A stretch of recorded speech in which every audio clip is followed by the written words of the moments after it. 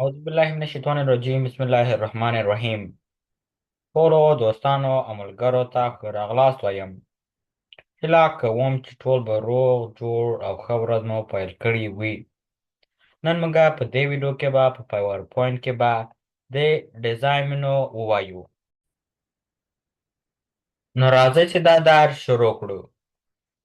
ډیزاین موږ سره چې دغه سلایډز دي دغه جکې له موږ سره د دې دیم د دغه سټایل له موږ سره ده. که چیرې موږ اوس ورته ګورو، ګوره دومره پروفیشنل لکه ښه ګوره نه کړ لکه عادي بلینک غونډه ده، نه رنګ لري نه هیڅ شي لري. که چیرې موږ ډیزاین ته راسو دلته چې موږ لکه مثالا یو مختلف دیم لکه دغه یو سلیکټ کړو، وګوره څومره فرق یې وکړو. ګوره دا له هغې نه ډېر ښه ښکاري. بیا له دې لانه موږ کولی شو چې کې لکه معلومات پکې ور اډ کړو. تنها د دې سلایډ تنها دا نه ده، که چېرې موږ بل سلایډ راولو دا هم د همدې ډیزاین دغه دیمې ده.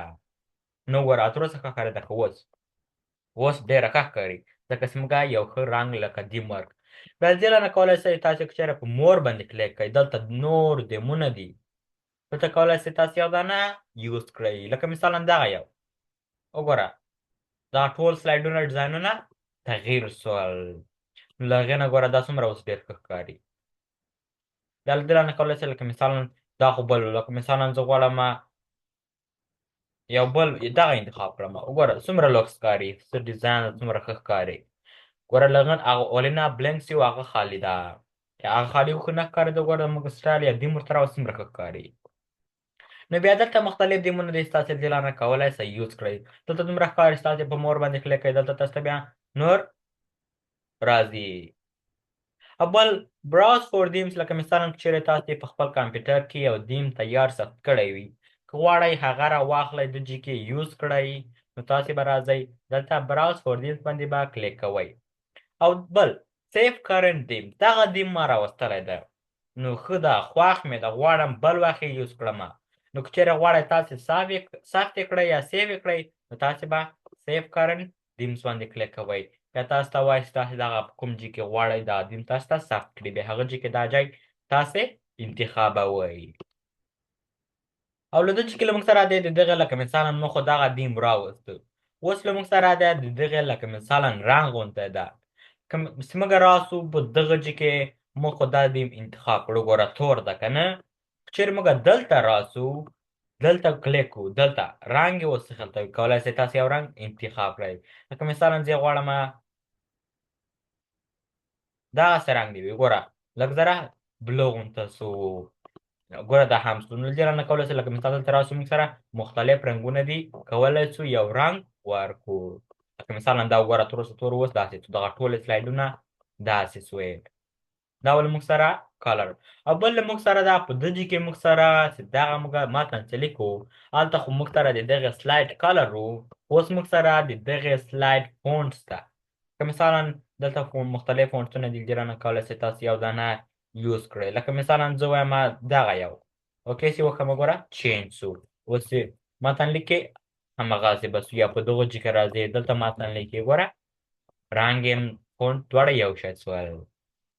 نو بیا له دې نه کولی شو دا خو رنګ سو، کلر ورکولی شو. او افیکټس هم لکه مثالا موږ ورته راوستلی شو. په دې کې مختلف افیکټس دي لکه تاثیرات غونته چې موږ کولی شو دې ته یې راولله. داسې وي هر یو لکه مثالا مختلف افیکټسونه دي.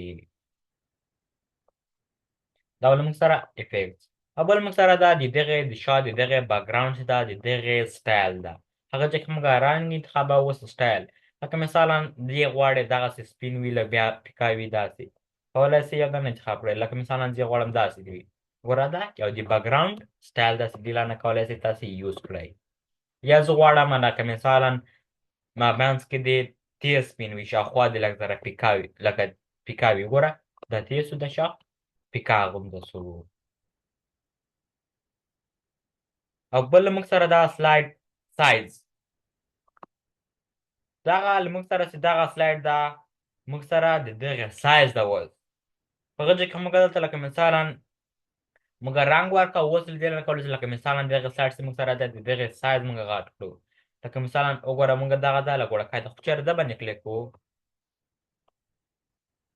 ګوره سلایډ څومره لکه مثالا تغییرات پکې راغله، ځکه چې موږ ګوره لکه د سکوار انتخاب چېرې موږ دا انتخاب کړله لکه واید غونته ده داسې ده لکه داسې یو وړکی ده داسې لږ جګ ده او داسې ده ګوره داسې لږ ذره غاټ غونته ده بیا له دې لانه کولی شئ د دغې سایز هغه کړئ او کاسټوم سره له دې لانه کولی شئ لکه مثلا تاسې خپله کسټوم کوئ تاسې لکه مثلا خپله زیاتوئ یا یې کموئ له دې لانه کولی شئ لکه مثلا د ما دې وي زه اوس راسم په دغه کې د دې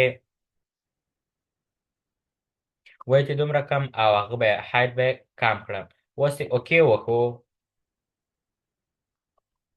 وګوره دا خو وګوره داسې سو ګوره څومره کم ښکاري ګوره پورته بیخي هایټ موږ ګوره کم کړو ځکه چې کم سو نو له دې لانه موږ کولی شو د دغې خپلې سایز غټ او وړکی کړو بیا له دې لانه کولی شو دا بېرته به موږ خپله مغه انتخاب کړو نو له دې لانه کولی شئ تاسو د خپلې سایز غټ کړئ او بل فارمټ بکګراوند د دغې د شا دغه فارمټ ده د بکګراوند دلته بیا تاسو ته دغسې منو راخلاصېږي له دې کې بیا ټول سیټینګونه موجود دي بیا له دې لانه کولی شئ لکه مثلا تاسې د دې بکګراوند ته عکس راولئ سالډ فیل وي ګوره سالډ فیل سو پیکچر لکه مثلا غواړئ تاسې عکس ورته راولئ له دې لانه بیا کولی شئ لکه مثلا دلته راځئ بیا تاسې عکس راوستلی وي له دې لانه کولی شئ افیکټس ورته راولئ دوجې کې بیا تاسې کولی شئ له دې لانه دغه ورته ټول راولئ لکه مثلا تاسې هنري هم ورته راوستلی لکه ټکسټ را بیا دلته چې دا د دغې فارمات د ټول د بکګراوند سیټینګونه لکه مثلا د څه خلته وي